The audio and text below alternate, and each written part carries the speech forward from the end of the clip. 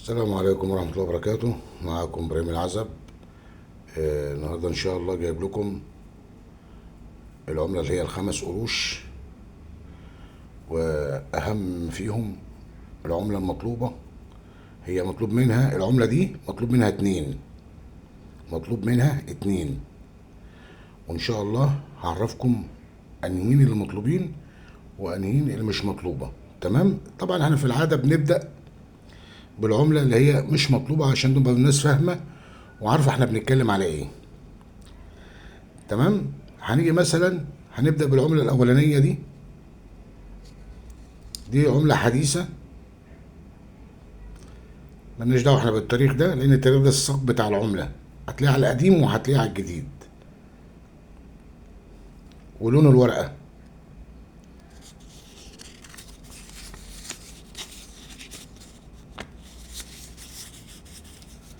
دي العملة الخمس قروش ديت اللي مش مطلوبة يا جماعة. احفظوا شكلها كده عشان تبقوا ايه فاهمين انا بتكلم على ايه. اهي. تمام. طيب احنا عايزين نعرف العملة المطلوبة انهين.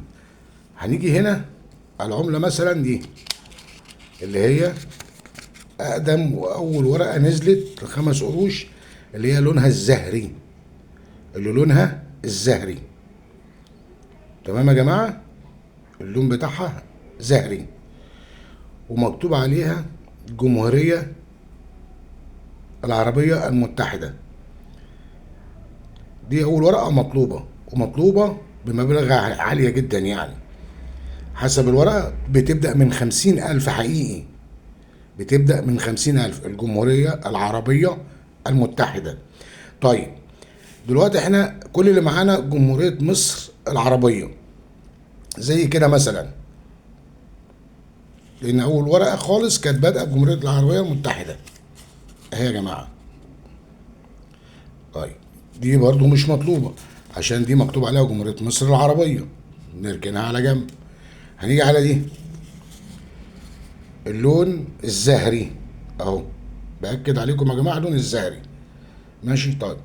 طب احنا عايزين نعرف النوع التاني المطلوب، النوع العملة التاني المطلوب. تمام.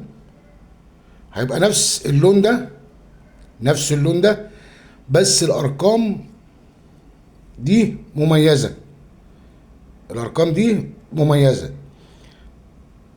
مثلا 115500 مثلا، أو كل رقمين منها مشابهين لبعض بالظبط، مفيش واحدة تختلف عن التانية، بس اللون اللي الزهري. هديكوا واحدة مقاربة من الأرقام المميزة، بس مش دي المطلوبة. أنا بتكلم وفاهم أنا بقى يعني بوصل لكم المعلومة صح. دول المطلوبين اللون ده.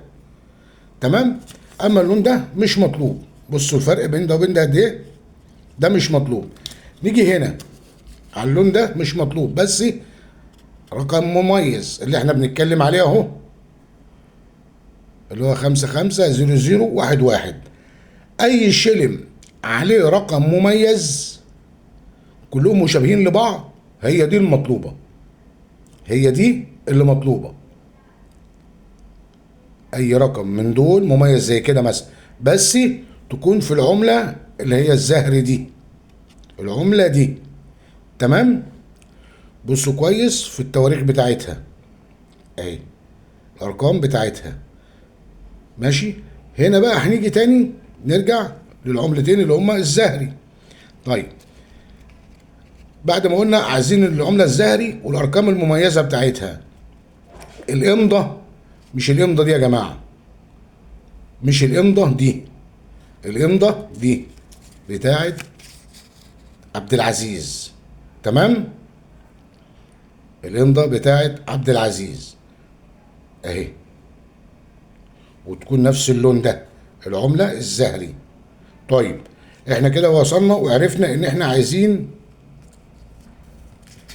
العملة المميزة، اللي هو الارقام المميزة اللي زي كده. يعني دي رقم مميز اهو بس مش مطلوبة. المطلوبة الورقة الزرقاء دي يا جماعة. تمام. اي ارقام يعني، ممكن واحد يبدا باصفار واخره واحد، اتنين يبدا باصفار واخره اتنين، ارقام مزدوجه زي دول كده مع بعض.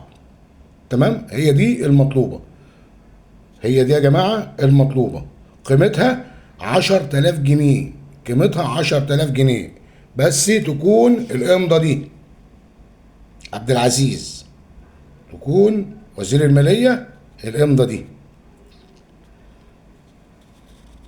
اهي يا جماعه. العمله الزهري لان بينزل من ده كذا فئه، بتاع 3 4 فئات ولا 5 فئات. وكده يبقى احنا وصلنا لنهايه الفيديو، وان شاء الله يكونوا وضحنا لحضراتكم المطلوب مننا، اللي هي الارقام اللي هي دي، الارقام المتشابهه. ما شرطش يكون نفس الرقم ده، بس متشابه الارقام. تمام يا فندم. ومن هنا وصلنا لنهايه الفيديو، ارجو الاشتراك ودعمكم بالقناه، واهم حاجه يا جماعه اللايك، يا جماعه والنبي اللايك. والسلام عليكم ورحمه الله وبركاته.